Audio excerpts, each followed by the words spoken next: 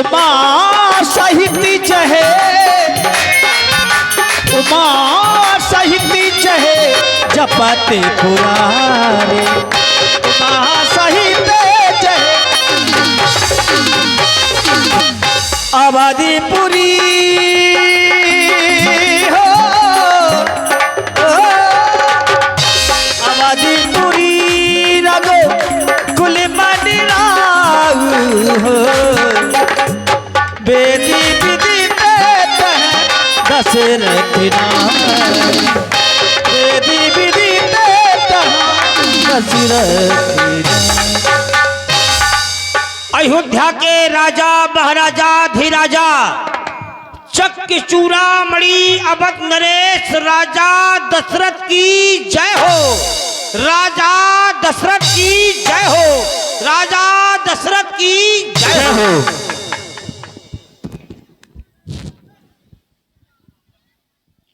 राजमंत्री जी, हमारे राज्य में हमारे प्राणों से प्यारी प्रजा सब तरह से खुशहाल है। बाग बगीचों की रक्षा, सड़क सुरक्षा, विद्यालयों में विद्या अध्ययन, शिवालयों में पूजा अर्चना, गौशालाओं में गौओं की सेवा विधिवत समय से चलती है या नहीं, हमारे शासन के बारे में हम अवगत कराओ। महाराज, जिस राज्य में आप जैसा न्यायाधीश हो भला, उस राज्य की प्रजा को कोई कष्ट नहीं हो सकता है। खुशी है सब प्रजा, ना कोई फरपंद है, जिधर देखता हूं उधर आनंद ही आनंद है। महाराज, यज्ञशालाओं में यज्ञ किए जा रहे हैं, विद्यालयों में विद्या दी जा रही है, गुरुकुल में गुरुओं की सेवा हो रही है, मंदिरों में भगवान की पूजा हो रही है, एवं आपके नाम का आपका प्रेम जंगल के अंदर भी लहरा रहा है। सिंह और बकरी एक घाट पानी पी रहे हैं, ये भावना आपकी बन रही है। राजमंत्री जी, काम को अपनी सुंदरता पर, वज्र को अपनी कठोरता पर, सूर को अपने तेज पर जितना नाज होता है, उतना ही नाज हमें तुम जैसे वफादार मंत्रियों पर है। जय हो, जय हो। तुमने कहा है हमारे प्रताप से प्रजा में खुशहाली है। राजा के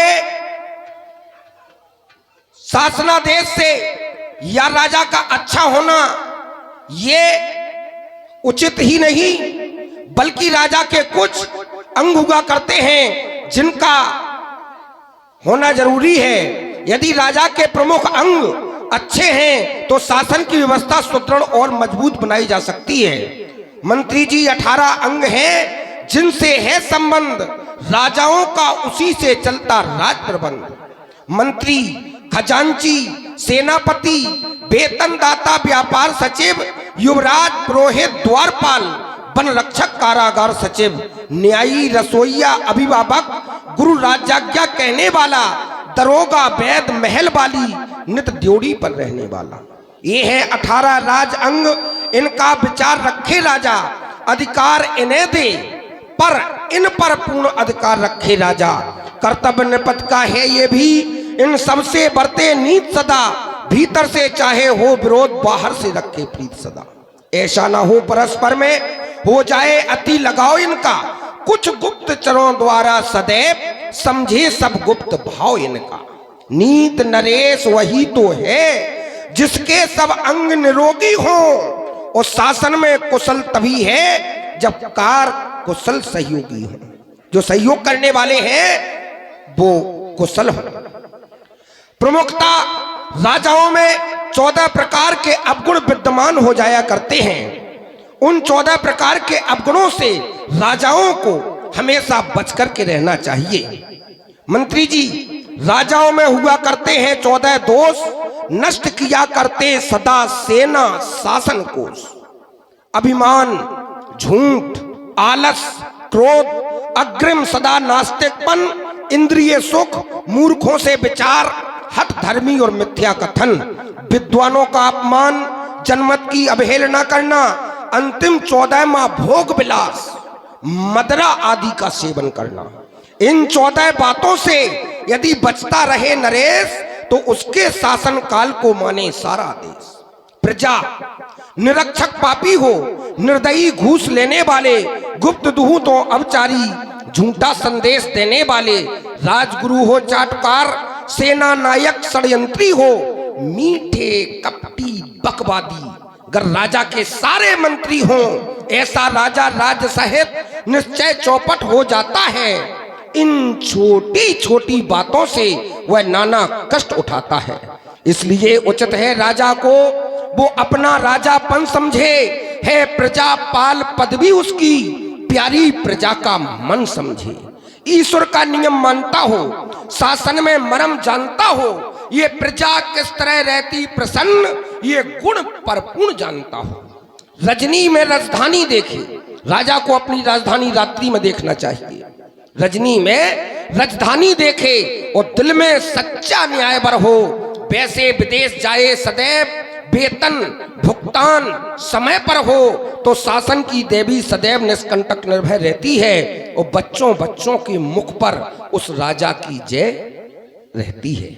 मंत्री जी, जिस राजा के राज्य में प्रजा दुखित रहती है, परेशान रहती है, तो बतलाया गया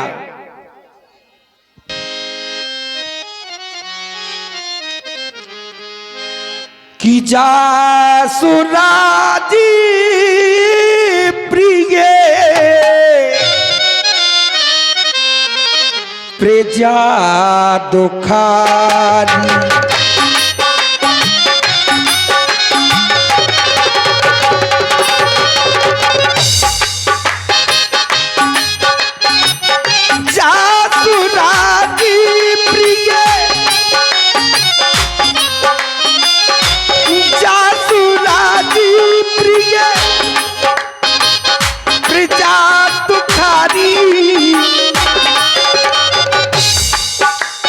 दुखारी हो, परेशान हो, ऐसा राजा जासु राजी प्रिय प्रजा दुखारी, सोई न तो आवासी निश्चित, सोई न तो आवासी नरक अधिकारी, सोई न तो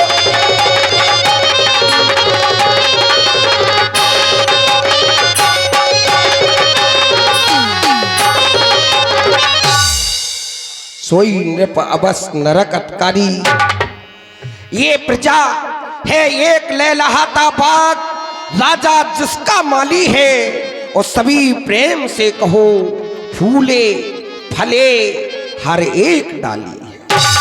वजे ताली युगल स्वर से, नियम यही सदा से है, ये राजा है प्रजा से, तो प्रजा भी राजा से है। हे राजमंत्री जी, जिस तरह से पितामह ब्रह्मा के द्वारा 4 तरह से सृष्टि की संरचना की गई, 4 तरह से जीव इस संसार में आते हैं और पुनः चले जाते हैं। अंडज, पिंडज, उद्भज और स्वेदज 4 तरह से संरचना है। इसी तरह से प्राणी आकर के इस संसार में 4 तरह के सुख भोग करके जाता है। पहला सुख निरोगी काया, ये प्राणी जीवन का पहला सुख है।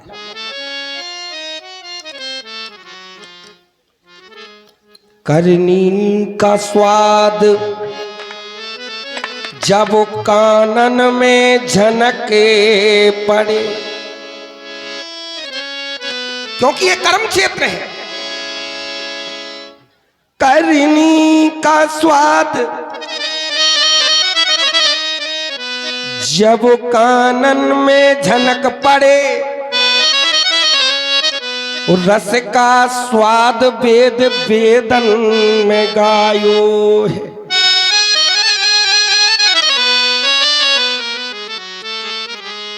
ये घर का स्वाद घर वाली के हाथों में,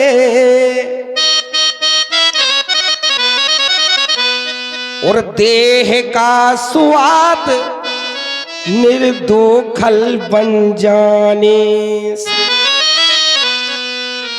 पहला सुख निरोगी काया और दूसरा सुख घर में हो माया, तीसरा सुख सुलक्षणा नारी, चौथा सुख एक ही बार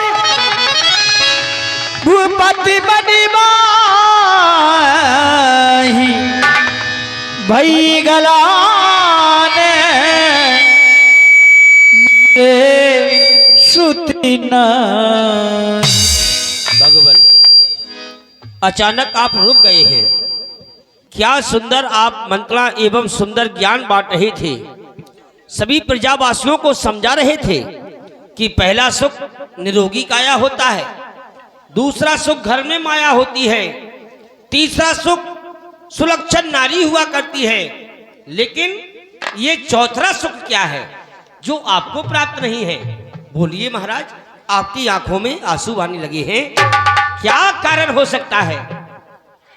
मंत्री जी, चौथा सुख सुत आज्ञाकारी, परंतु मैं तो निसंतान हूं, मेरे कोई संतान नहीं है, ना मेरे कोई पुत्र है और ना ही विधाता ने मुझे कोई पुत्री दी है।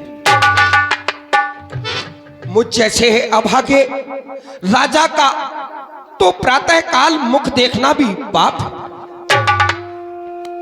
निसंतान प्राणी जिस स्थान पर बैठ जाता है वह स्थान अमृत के धोने से भी पवित्र नहीं होता। हे मंत्री जी, ये आंख है मौजूद पर, ये आंख है मौजूद पर, आंख का तारा नहीं,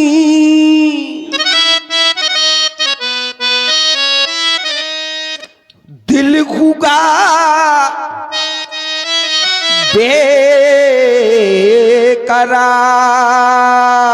बेकरार, जब दिल का सहारा नहीं।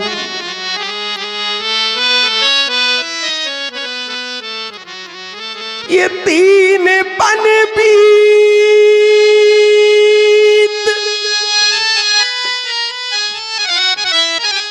तीन पन बीत गई, 60,000 वर्ष की आयु प्राप्त कर चुका हूं। तीन पन बीत, चौथा पन आता,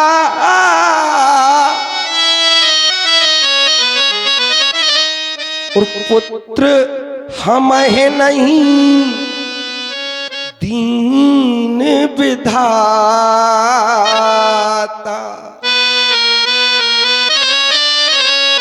ये रात पार धन दौलत सेना संपत्ति खजाना सब व्यर्थ, जब भोगने वाला ही नहीं तो ये सकल संपदा किस काम की? ये सकल संपदा किस काम की मंत्री जी? अब तो मुझे ऐसा लगने लगा है कि मेरे जीवन के साथ साथ ये रकुल रूपी शूर हमेशा हमेशा के लिए अस्त हो जाएगा। नहीं नहीं महाराज, ऐसा विचार नहीं करते हैं, क्योंकि ये आपने दुख अपने गुरु के चरणों में नहीं सुनाया है। अगर आपने ये दुख अपने गुरु को सुनाया होता तो अभी तक इस दुख का निवारण हो गया होता। सत्य कहते हो भैया, सत्य कहा तुमने। चलो आज हमारे जीवन में हमेशा सुंदर मंत्रणा प्रदान करने वाले भैया सुमंत हमारे मंत्री के साथ साथ तो हमारे भाई भी हो, हमारे सखा भी हो। तुम्हारे कहने पर हम गुरुदेव भगवान के सदन की ओर चलते हैं, क्योंकि गु नाम अंधकार का, रू नाम प्रकाश का। जो अंधकार और प्रकाश का ज्ञान करा दे वो गुरु है। वैसे भी कहा गया, अज्ञान तिमिरांधस्य ज्ञानाज्ञान शलाकया चक्षुन्मीलितं येन तस्मै श्री गुरुवे नमः। जो हृदय के अंधकार को ज्ञान की सिलाई के द्वारा दूर कर दे, ऐसे गुरुदेव भगवान को सत्सर नमन, कोटि कोटि प्रणाम। चलता हूं ये लगन मन में लागी, और लगन मन में लागी, लगन मन में लागी, और लगन मन में लागी, गुरु दर्शन की लगन मन में लागी, गुरु चरणन की लगन मन में लागी, लगन मन में लागी, लगन मन में लागी, लगन मन में लागी, लगन मन में लागी,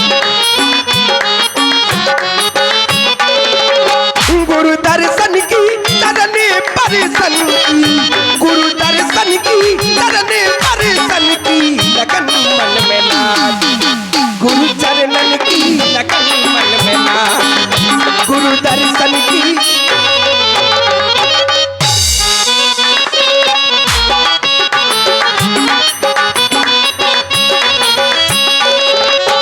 ऐसे भी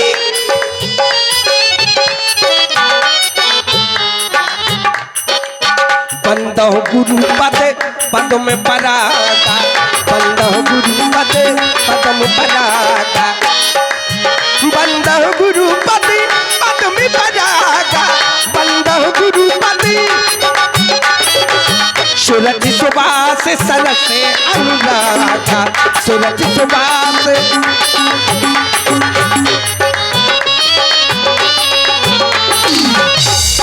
कोई कितना भी बड़ा ज्ञानी क्यों ना हो, यहां तक ही नहीं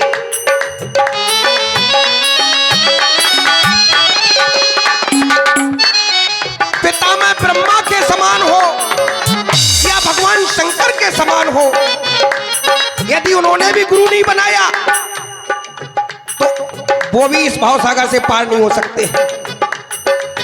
गुरु बिन भाव निधि, प्राणी को गुरु बनाना चाहिए, गुरु बिन भाव निधि तारा ये न कोई, गुरु बिन भाव निधि तारा ये न कोई, गुरु बिन भाव निधि तारा ये न कोई, गुरु बिन भाव निधि,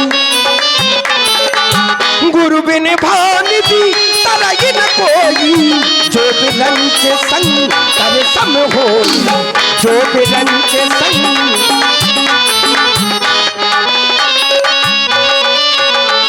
लगन मन में लागी, लगन मन में लागी, लगन मन में लागी, लगन मन में लागी, लगन मन में लागी, गुरु चरणन की लगन मन में लागी, गुरु दर्शन की लगन मन में लागी, गुरु चरणन की लगन मन में लागी, गुरु दर्शन की लगन मन में। पूज्य प्रातः स्मरणीय परम श्रद्धेय गुरुदेव भगवान ये चक्रवर्ती नृपाल करता प्रणाम आप। गुरु ग्रही तुरति गयउ महिपाल, चरणे लागी करे विनय विशाल। नृपाल दशरथ, तुम हमें प्रणाम कर रहे हो और प्रणाम का एक ही उत्तर होता है, आशीर्वाद। तुम्हारे लिए सुंदर सा आशीर्वाद है। संस्कृति चले, भारती चले, युग युग वैभव गुणगान चले। मानव की क्या कहूं, तुम्हारे पीछे पीछे भगवान चले। अब तुम गृहस्थ में करो भक्ति तो नहीं तुम्हें व्यवधान पड़ेंगे। है आशीर्वाद यही मेरा, तुम्हें घर बैठे भगवान मिलेंगे। यशस्वी भव राजन, कीर्तिवान भव राजन। जब कभी भी आपको हमारी आवश्यकता पड़ती है तो हकारों के माध्यम से आप हमें राज दरबार में बुलवा लिया करते हैं, लेकिन कभी कभी विशेष परिस्थिति होने पर आप स्वयं हमारे गृह को आते हैं। कोई विशेष कारण है आपके आने का, और मैं वह कारण जानना चाहता हूँ, आप व्यक्त करें। निज दुखी सुखी सब गुरयु सुनायो, निज दुखी सुखी सब गुरयु सुनायो, कहे वशिष्ठ बहु विधि समझाय, कहे वशिष्ठ बहु विधि समझाय। वैसे तो अपने शिष्यों के हृदय की बात को आप भली भांति जानते हैं, फिर भी मैं अपना हृदय का जो हम विचार लेकर के आपके चरणों में उपस्थित हुए हैं, आपके समक्ष प्रकट करना चाहते हैं। हे गुरुदेव भगवान, कि कारी चुका विभाग तीन गुरु बल,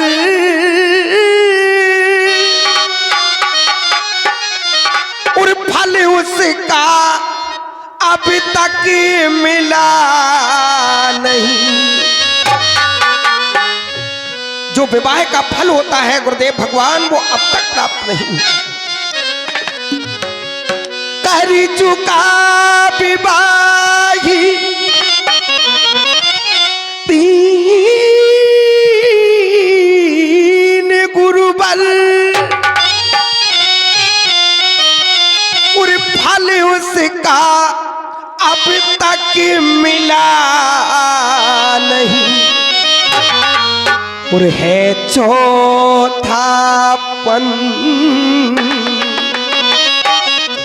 आने वाला, ये हाथ कमल अभी तक खिला नहीं।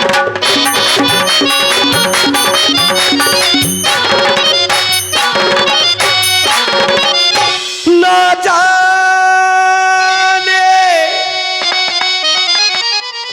ना जाने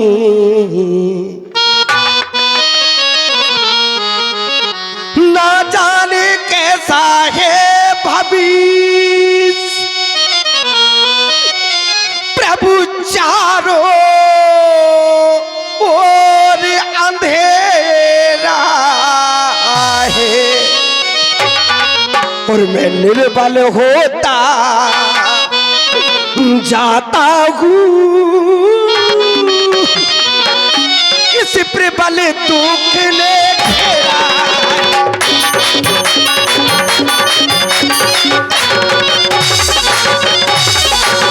वह तरुवर ही क्या तरुवर है, और जो फल से ही संपन्न न हो, वह जलधर ही क्या जलधर है, जो जल से ही संपन्न न हो।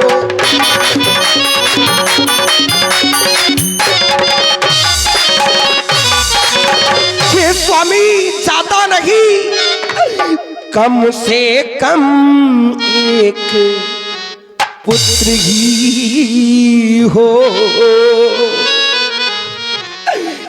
कम से कम एक पुत्र ही हो, जिससे रघुवंश चले अपना। हे नाथ,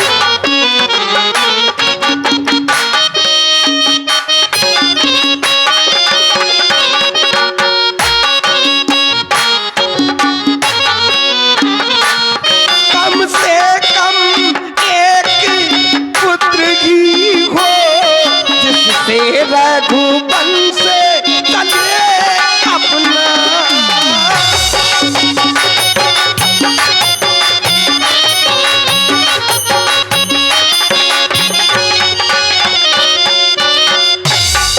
ये रात पितरों को भी, पितरों को भी तर्पण पहुँचे,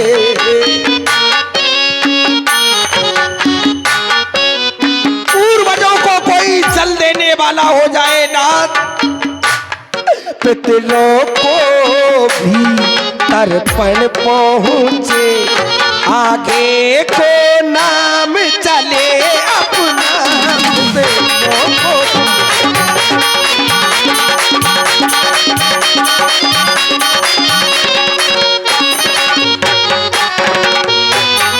हे स्वामी और मंदिर सूना सूना लागे ये मंदिर सूना सूना लागे जो भगवान के बिना है मकाम सुना सुना संतान के बिना है मकाम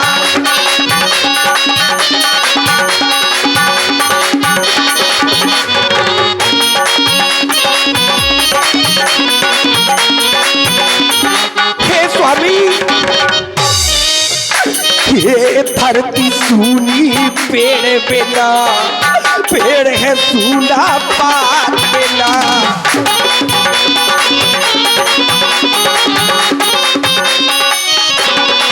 धरती का श्रृंगार ये वनस्पति है तो वनस्पति का श्रृंगार उसके पत्ते हैं स्वामी।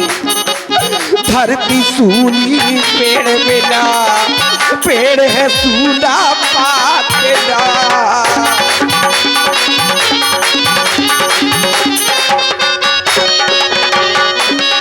हस्ती दंत बिन पंछी पंखों बिन नारी पुरुष बिना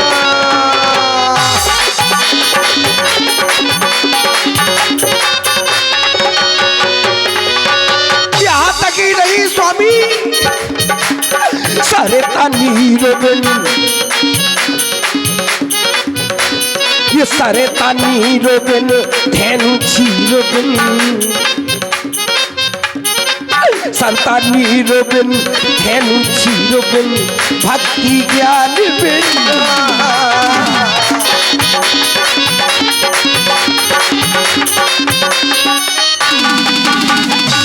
हृदय सुना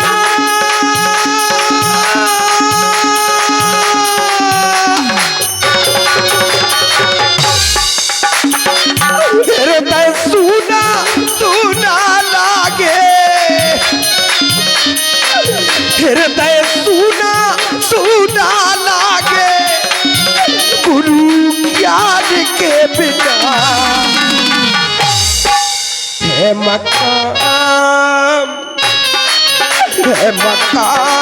सुना सुना संतान के बिना है मकाम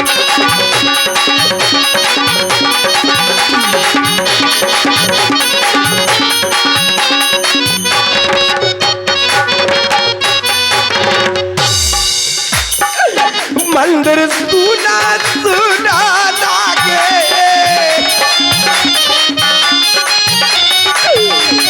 ये मंदिर सुना सुना लागे भगवान के बिना है मकाम सुना सुना संतान के बिना है मकाम सुना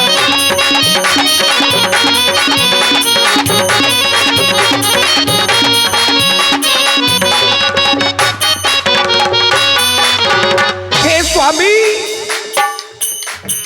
मेरे महलों में हो मेरे महलों में ये रात हो मेरे महलों में तीन तीन रानियां हैं और सुख ना होने की भारी परेशानियां हैं।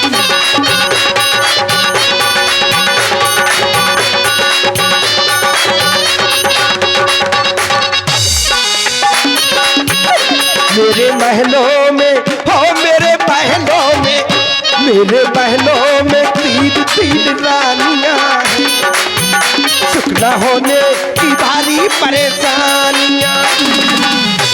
हे रात मेरे गुरु पर, मेरे प्रभु पर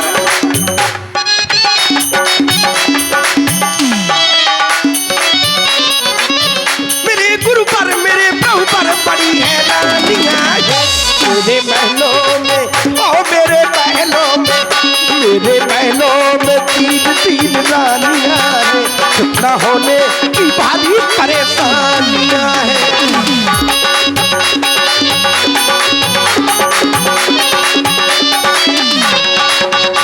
गुरुदेव कृपा ऐसी कीजिए, हे रात ऐसी कृपा कीजिए स्वामी। गुरुदेव कृपा ऐसी कीजिए, ये चित्र प्रफुल्लित हो जाए।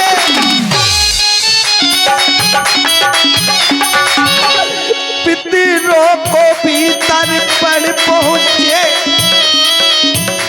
आत्मा आनंदित हो जाए, आत्मा आनंदित।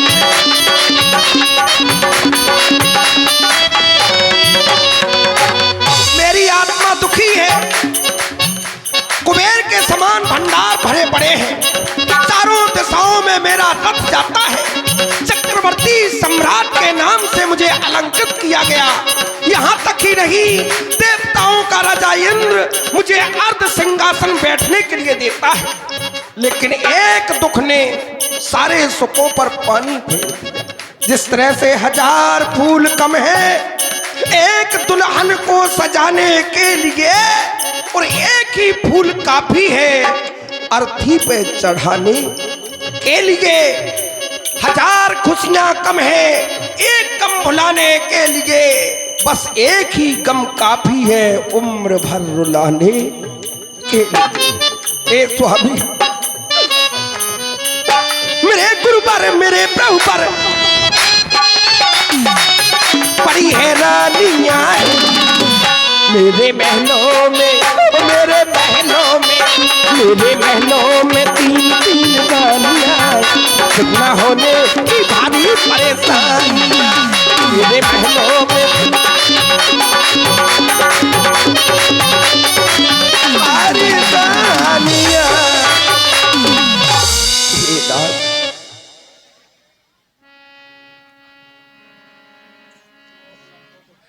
नृपाल दशरथ हमें अपने सुख और दुख से परिचित करवा रहे हैं। नृपाल दशरथ के जीवन में सुख क्या है?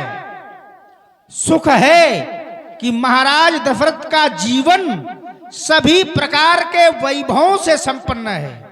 यह सुख है, किसी भी प्रकार की कोई न्यूनता नहीं है। और दुख पुत्र नहीं है, ये दुख है। पुत्र नहीं है आपको, चौथापन आने वाला है, तो क्या आपको इस प्रकार से अधीर हो जाना चाहिए? नहीं नृपाल, कारण तुम साधारण नहीं हो राजन, तुम पंडित हो, तुम ज्ञानी हो। और ज्ञानी व्यक्ति इस तरह से अधीर हो जाए तो उसे ये शोभा नहीं देता। आप कहते हैं कि हमारा ये चौथापन है, हमने 3-3 विवाह किए हैं और उसके उपरांत भी हमें पुत्र रत्न की प्राप्ति नहीं हुई। अभी तक आपको अगर पुत्र नहीं प्राप्त हुआ है तो इसमें कोई बहुत बड़ी समस्या नहीं है राजन। क्यों नहीं है? क्योंकि एक सिद्धांत है, समय से पहले और भाग्य से अधिक कभी किसी को कुछ नहीं मिलता।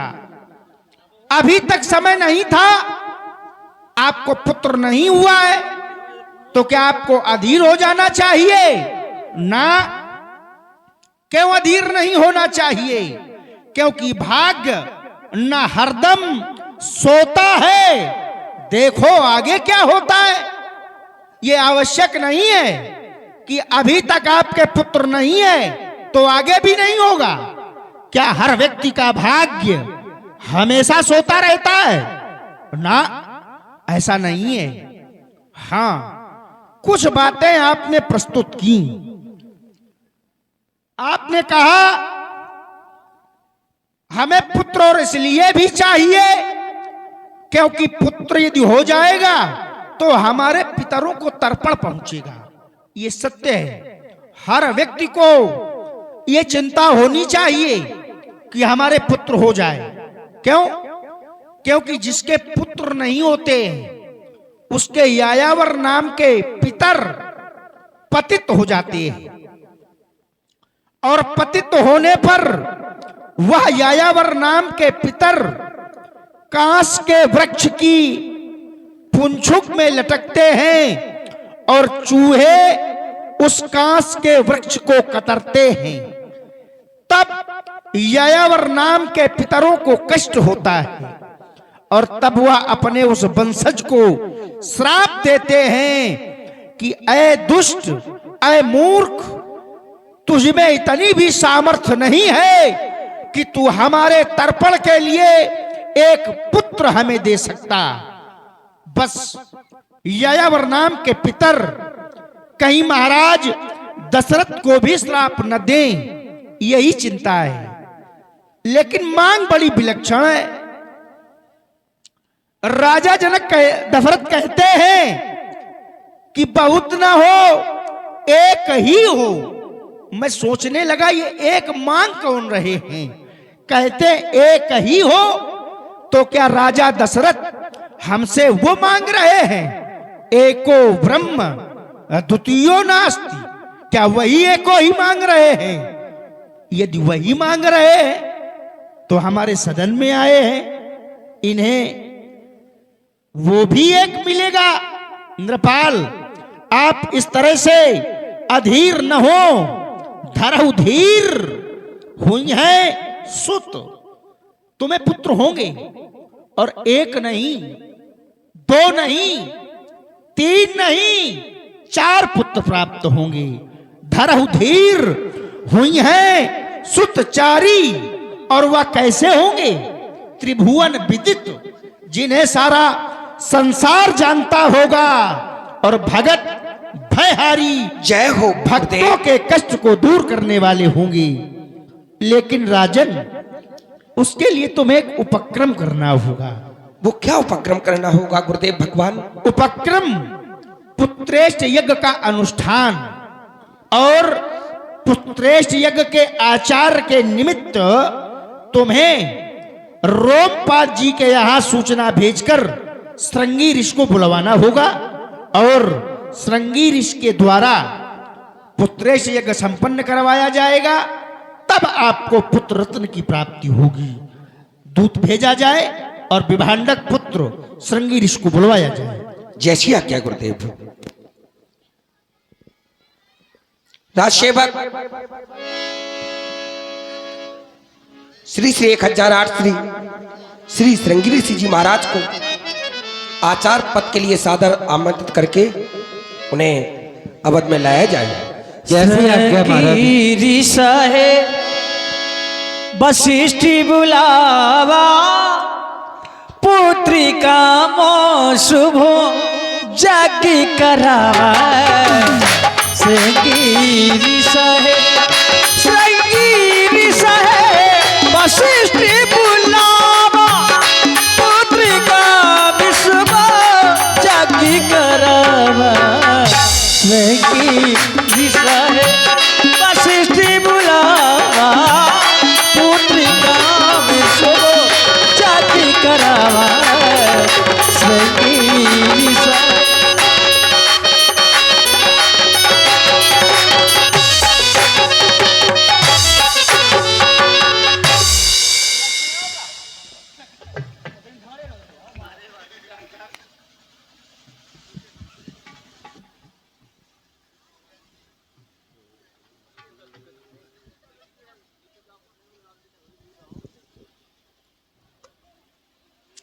श्री ऋषि श्रेष्ठ श्रृंगी जी, आपका अयोध्या में स्वागत है।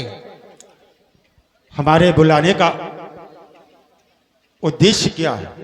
आपके बुलाने का केवल एक ही कारण है, और कारण है हमारे महाराज दशरथ जी। हमारे महाराज दशरथ जी को कोई संतान नहीं है। मैं पुत्रेश यज्ञ का अनुष्ठान करना चाहता हूं, जिसका आचार पद मैं स्वयं आपको देना चाहता हूं। यद्यपि आप सोचते होंगे कि वशिष्ठ जी पुत्रेष्ठ यज्ञ के लिए हमें आचार पद सौंप रहे हैं, जबकि वर्तमान समय में पुत्रेष्ठ यज्ञ विशेषज्ञ मैं स्वयं मैंने एक नहीं, इस अयोध्या में कई पुत्रेष्ठ यज्ञ किए हैं, कई पुत्रेष्ठ यज्ञ, और ऐसे ऐसे पुत्रेष्ठ यज्ञ किए हैं कि महिलाओं की तो छोड़ो, हमने जब पुत्रेष्ठ यज्ञ किए तो पुरुषों तक के पुत्र उत्पन्न हो गया। लेकिन आज हम आपको आचार पद दे रहे हैं, इसके दो कारण हैं। बताएं। पहला कारण महाराज निम का श्राप। जिस समय महाराज निम ने एक यज्ञ करना चाहा, मैं देवराज इंद्र के यहां यज्ञ में व्यस्त था, मैं वो यज्ञ नहीं करवा सका, उन्होंने यज्ञ करवा लिया। जब मैं वापस आया देखा कि हमारे यजमान के यहां आचार्य कोई दूसरा बन गया, मैं क्रोधित हो गया। तब मैंने निम को श्राप दिया और निम ने मुझे श्राप दिया, और निम ने मुझे श्राप दिया कि आज के बाद तुम इस अयोध्या में आचार पद स्वीकार नहीं करोगे। यह निम का श्राप था। दूसरा कारण, यदि यज्ञ के यजमान महाराज दशरथ होते तो मैं आचार्य बन जाता। अब यज्ञ मैं स्वयं करा रहा हूं। संगी ऋषि वशिष्ठ बुलावा, या यज्ञ मैं स्वयं करवा रहा हूं। इस यज्ञ का यजमान मैं स्वयं हूं। तो आप आचार पद स्वीकार करें और यज्ञ प्रारंभ करें। जरूर ईश्वर।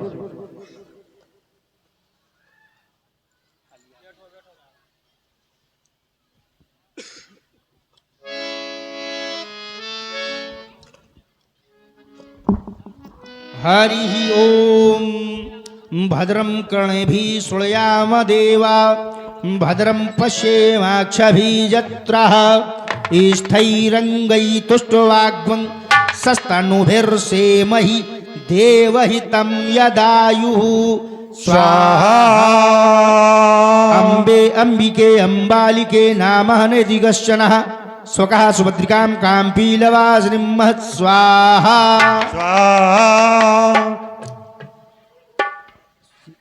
लगता है इनके कुलगुरु को याद करना पड़ेगा। हमारे महर्षि वशिष्ठ जी ने काफी समय अग्निदेव को बुलाया, लेकिन अग्निदेव प्रकट ना हो सके, इसलिए इनके कुलगुरु श्री ओम रंगनाथाय नमः स्वाहा। ओम भगत साहित्य मुनियाहुति दीन, भगत साहित्य मुनियाहुति दीन, प्रगट अग्नि जरूर कर लीने। बोलिए अग्नि भगवान की जय हो। जय हो, जय हो, जय हो। चक्रवर्ती निरपाल, सदैव प्रसन्न रहो, सदैव तुम्हारे साथ हमारा आशीर्वाद है। आज आपके गृह में कोई संतान ना होने के कारण आपके हृदय में एक गलानी ने जन्म ले लिया।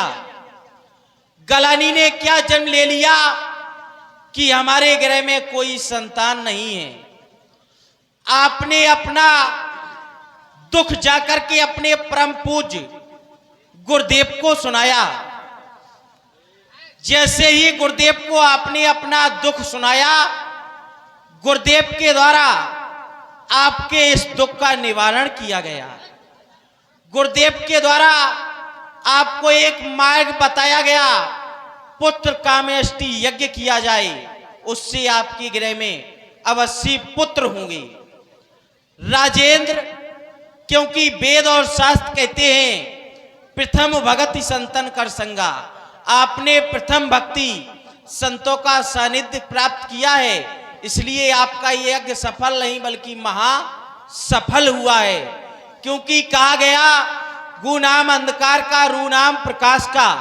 व्यक्ति के जीवन में गुरु आवश्यक हुआ करता है, एक अंधकार से प्रकाश की ओर ले जाने वाले परम पूज्य गुरुदेव भगवान होते हैं, जो आज आपको प्रकाश दिखा रहे हैं। उन्हीं के द्वारा आज आपका यज्ञ सफल हुआ। जो वशिष्ठ कछु हृदय विचारा, सकल काज भा सिद्ध तुम्हारा। जो कि आपके वशिष्ठ जी महाराज ने अपने हृदय में विचार कर रखा है, वह कार्य आज आपका सिद्ध हो गया। क्या आप विचार कर रहे होंगे, क्या वशिष्ठ जी महाराज ने ऐसा ही विचारा है? एक समय ब्रह्मा जी के मानस पटल से 10 पुत्रों की प्राप्ति हुई। 9 पुत्रों को आदेशित कर दिया गया, तुम्हें यह कार्य करना है, तुम्हें यह कार्य करना है। स्वयं वशिष्ठ जी महाराज आप हाथ जोड़ करके खड़े हो गए। आपने कहा, हे परम पिता ब्रह्मा, मुझे क्या कार्य करना है? तभी ब्रह्मा जी के द्वारा कहा गया, तुम्हें मृत्युलोक में जाकर के सूर्यवंश के निर्पालों के यहाँ उपरोहित कर्म करना है। आपने एकाएक विचार किया, उपरोहित कर्म अति मंदा, वेद पुराण स्मृति कर निंदा। जिस कार्य की निंदा वेद पुराण एवं समाज करती है, मैं यह कार्य नहीं करूंगा। तभी ब्रह्मा जी के द्वारा कहा गया, जब न ले हो विधि मोही, कहा आगे लाभ न सुख तो ही। इसका लाभ प्राप्त अभी नहीं होगा, इसका लाभ आगे प्राप्त होगा। आगे लाभ क्या प्राप्त होगा? आने वाले समय में स्वयं परमात्मा आपके यहाँ अवतार लेकर के आएंगे। विचार किया आपने वशिष्ठ जी महाराज, प्राणी पीढ़ी दर पीढ़ी जब तब तपस्या करता है, लेकिन आखिरी में परमात्मा का सानिध्य नहीं मिलता है। आपने विचार किया, मैं सूर्यवंश के निर्पालों के यहाँ उपरोहित कर्म करूंगा, तो जो मुझे परमात्मा का सानिध्य प्राप्त हो जाएगा। परमात्मा ब्रह्म स्वरूपा हुई है कौशलपुर सुरभूपा। आज वो शुभ समय आपके समीप आ चुका है। लो राजन हबी, इसमें तुम्हारा कल्याण है। पुत्र होंगे 4, यही मेरा वरदान है। राजेंद्र, आपके गृह में ऐसे पुत्र नहीं होंगे, बल्कि आपके पुत्र 4 वेदों के तत्र होंगे। आपके गृह में 1 नहीं, 2 नहीं, 3 नहीं, 4 पुत्रों की प्राप्ति होगी। क्योंकि राजेंद्र, आप जैसा प्रतापी राजा न इस भूमंडल पर हुआ है, न आने वाले समय में होगा। क्योंकि आज आपकी आयु 60,000 वर्ष की हो चुकी है, लेकिन आज आपने अपना धैर्य नहीं खोया। भला व्यक्ति से पूछा जाए, किसी का वृद्ध अवस्था आ जाए, किसी की चौथापन आ जाए, वो व्यक्ति अपना धैर्य खो देगा कि हमें पुत्र प्राप्त नहीं होंगे। लेकिन आज आपने अपना धैर्य नहीं खोया, इसलिए आपके विषय में लिखा गया, धर्म धुरंधर गुण निधि ज्ञानी। आप तो धर्म की ध्वजी को धारण करने वाले वो धर्मात्मा राजा हो कि आने वाले समय में आप जैसा राजा नहीं होगा। लो राजन, इस हब को रानियों में विधि पूर्वक बांट देना। यह हब बांट देओ नट जाई, जथा जोग विधि भाग बनाई। हे राजन, इसको रानियों में विधि पूर्वक बांट देना। समय आने पर आपके गृह में 4 पुत्रों की प्राप्ति होगी। भैर दिशि तभी पावक, सकली सबई समझाए। परिमाण दिमगनीन पे हरसी नहीं दई समाई, राजा हरसी नहीं दई समाई।